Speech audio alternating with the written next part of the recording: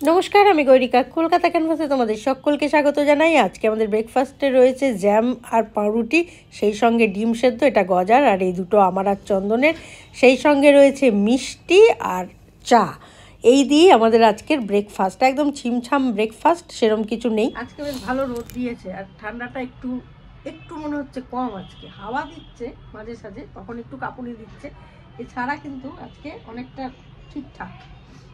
আমি আস্তে আস্তে যাচ্ছি। ওঠো, জাগো নীলাঞ্জনা। তো হয়ে গেছে আমাদের ব্রেকফাস্ট। ভাত বসিয়ে দিয়েছি। গজাবাবু এখানে শুয়ে আছে, দেখো এখানে তিনি নিদ্রা গিয়েছেন ভগবান। আর গজার খেলনাটা তো তোমাদের আমি দেখাইনি ভালো করে, যে মুন দিয়েছে খেলনাটা, এই যে বেগুন। এই বেগুনটা তুলোর, এই জন্য চিবলে ভাঙা, মানে ছেঁড়ার কোনো চান্স নেই। ভালো, বেশ সুন্দর বেগুন। নাও বেগুন খাও, না বেগুন খাও। ডিম ফিম খেয়েছো, এবারে বেগুন খাও তো, একটু সবজিপাতি খাওয়া ভালো। কালকে আমি গড়াতে গড়াতে ফুলগুলো যে ছড়িয়ে ছিটিয়েছিল সেইটা মোটামুটি ঠিক করেছি। এই যে অনেক ফুল এখান থেকে এই জায়গাগুলো একটু হালকা পাকা করেছি। এইবার বাদ বাকি আজকে করবই। মালা টালাগুলো ফেলবো, মায়ের মালাগুলো শুকিয়ে গেছে, ফুল ফেলা হয়নি, এগুলো সব করব। আর ওইখানে ওই যে থালা পালাগুলো সব রেখেছি, এগুলো মাজা আছে। এইটা মাজা হয়ে গেছে, এইগুলো মাজতে হবে এবার আজকে। আর বাবার ঘরের অবস্থা একই রকম আছে, খুব একটা হেরফের করতে পারিনি আমি এখনও। ওই ঘরটা পরিষ্কার না করলে এই জায়গাটা আমি পরিষ্কার করতে পারছি না। এখানে যা আছে সবই ঠাকুরের জিনিসই রয়েছে, ঠাকুর ঘরে যাবে সেই জিনিসগুলো। তো সেই জন্য ঠাকুর ঘরটা পরিষ্কার করে তবে এই টোটাল ব্যাপারটা পরিষ্কার করতে আমি পারবো। একটা দিন যদি খুব একটা বাড়িতে কিছু হয় না, দেখবে 3-4 দিন যেন সেটা রেস্ট থাকে, মানে প্রচণ্ড ক্লান্ত পরিশ্রান্ত। সেই দিনটা তো ঠাকুরের কাজ ঠাকুর ঠিক দৌড়াদৌড়ি করে করিয়ে নেয়। 2-3 দিন যেন মনে হয় যে একটুখানি করবো, করছি। পুজোটা হয়ে যাওয়ার পরে না শরীরটা ছেড়ে দেয়, তার আগে পর্যন্ত মোটামুটি ঠিকঠাকই থাকি আমরা, তাই না? প্রত্যেকের ক্ষেত্রেই তাই হয়, যে পুজোটা হয়ে যাওয়ার পরে বা বাড়ির কোনো অকেশন হয়ে যাওয়ার পরে একটা নিশ্চিন্তি আসে। তো তার আগে মুহূর্ত পর্যন্ত মনে হয় হবে তো, পারবো তো করতে, এসবগুলো করতে গিয়ে একটা তাড়না থাকে। আর যেই হয়ে যায় তখন মনে হয় যে আচ্ছা ঠিক আছে, হয়ে তো গেছে, এবার আস্তে ধীরে করি। রোজকার কাজ তো, আর রোজকার একঘেয়ে কাজ করতে করতে একটা ক্লান্তিও আসে, দেখবে মনে হয় যেন একটু আজকের দিনটা কাটিয়ে দিই। করতে গিয়ে আবার আর ওটা হচ্ছে না, কিন্তু আজকের দিনটা আর কাটানো যাবে না। আজকে এনেছে দেখো, আমি বলেছি যা আনবে একটাই রান্না হবে, সেই জন্য সে কি নিয়ে এসছে দেখো। এই যে মাটন নিয়ে এসেছে, এখানে 500 মাটন আছে, রান্না করব। মাটনটা হলে আমার একটা দিকে সুবিধা থাকে, আর 1000 রকমের রান্নার চাপটা থাকে না। তাহলে তাই করব করে একেবারে ঢুকে যাবো ঠাকুর ঘরে আজকে।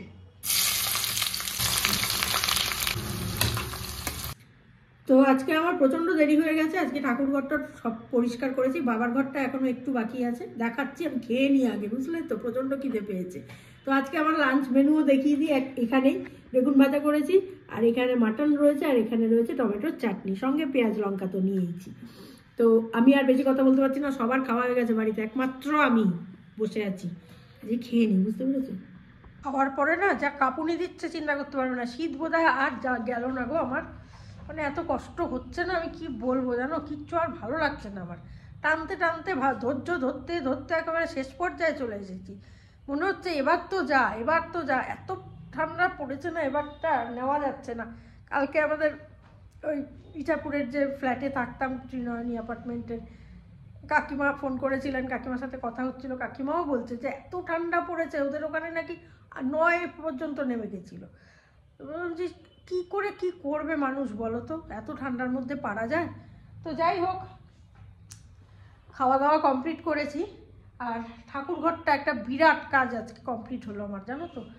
বাবার ঘরটা এখনো পরিপূর্ণ কমপ্লিট করতে পারিনি, বাবার ঘরটা আর একটু জিনিসপত্র রয়েছে, মোটামুটি করে এনেছি। এই বটিটা চলে যাবে মার খাটের তলায়, আর এইগুলো ঢোকাতে হবে আমার খাটের তলায়। আর এইটা আমার শাশুড়ি মা তো আসেন, মানে এখানে নেই, উনি বলেছিলেন বাতাসা রাখতে, রেখেছি। এটা আমি একটা ঠাকুরের ঘরে রেখে দেবো আলাদা জায়গায়। এইগুলো হচ্ছে তোমার যে গোটা ফল দিয়েছিলাম সেইটা। এইটাও ঢুকে যাবে আমার ঘরে, মানে বিছানার তলায় ঢুকে গেলে পরে বাস এই জায়গাটা পরিষ্কার করতে হবেই।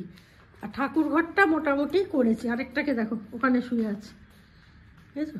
আর এইটা তো মাজা হয়েছে দেখিয়েছি, এগুলো মাজতে হবে, এগুলো সব বার করলাম, ঘরটট বার করে এই সবগুলো ফেলতে হবে, এগুলো তো আছেই, ছেড়ে দাও। এবার চলে যাই আমার ঠাকুর ঘরের ব্যাপারটা একটু চেঞ্জ করেছি। এখানে ছিল আমার এই ওয়ার্ড্রপটাকে এখানে নিয়েছি, এদিকে নিয়ে সব জিনিসগুলো এখানে রাখছি, আর মাকে এখানে বসিয়ে দিয়েছি।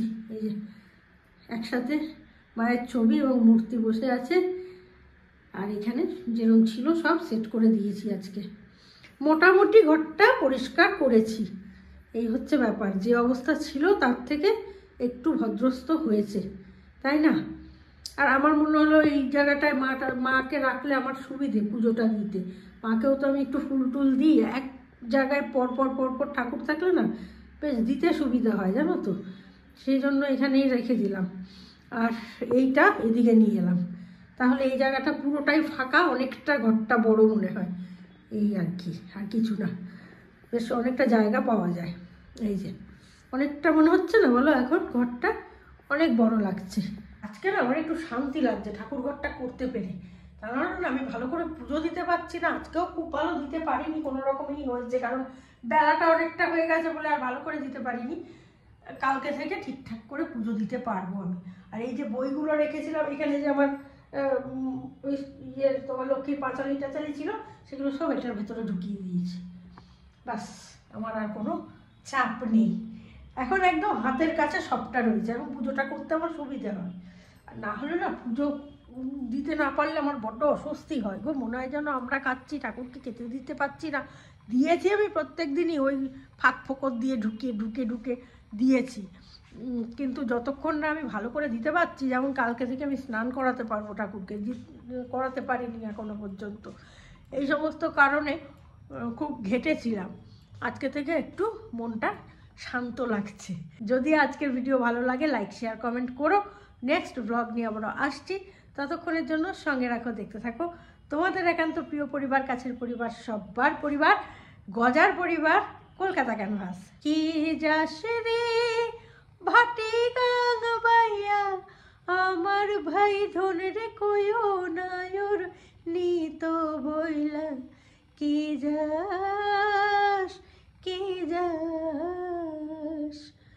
কাপুনি যা দিচ্ছে না, আর কে যাসও গাইতে পারছি না সুরে, বুঝলে তো। চলো টাটা।